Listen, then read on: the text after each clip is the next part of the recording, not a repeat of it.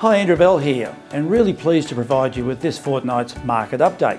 First, did you see the report from Queensland's Valuer General showing that the annual valuations to October 1st, 2015 had increased by an average of 13.5%. Second, there was a report out by Knight Frank saying that the Gold Coast is now rated amongst Monte Carlo and Ibiza as investment magnets for the world's richest people. Wow, that's great news for the Gold Coast. Today we're looking at another fundamental that drives the real estate market, and that's unemployment. You know, on the Gold Coast, our unemployment has improved immensely and certainly shows that we've emerged from the readjustment period that we went through during the global financial crisis.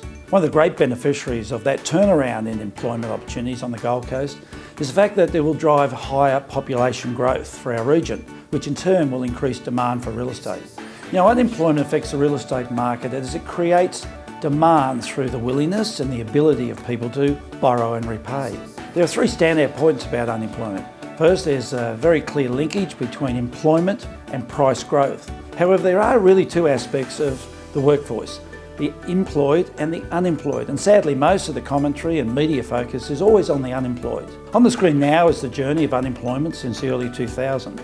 Fortunately, Australia didn't reach the predictions of 6.5% unemployment, but peaked at 6.4% and then declined to 5.8% in December 2015 before ticking up to 6% again in January. Secondly, there was lots of good news on this front, that is unemployment, in October and November, where we saw the two strongest job gains since 1988, with 127,400 jobs created in Australia. Did you know over the past 5 years, Australia recorded about 165,000 new jobs every year? Yet in 2015, we recorded the best job growth in over 5 years with over 230,000. Now, the news that you don't hear about is the great fact that the number of people employed in Australia is at an all-time high at 11.8 million people. There's a graph on screen that shows this. ANZ had a report out recently showing that job advertisements were also stronger than previously thought. And that suggested that the economy is actually adjusting relatively well to the decline in the mining investment and the switch to the new job creation. Certainly unemployment will be a key decider in the direction of interest rates, as will the Australian dollar. As it rises, there's going to be a temptation to drop the Australian dollar. So watch those two factors moving forward.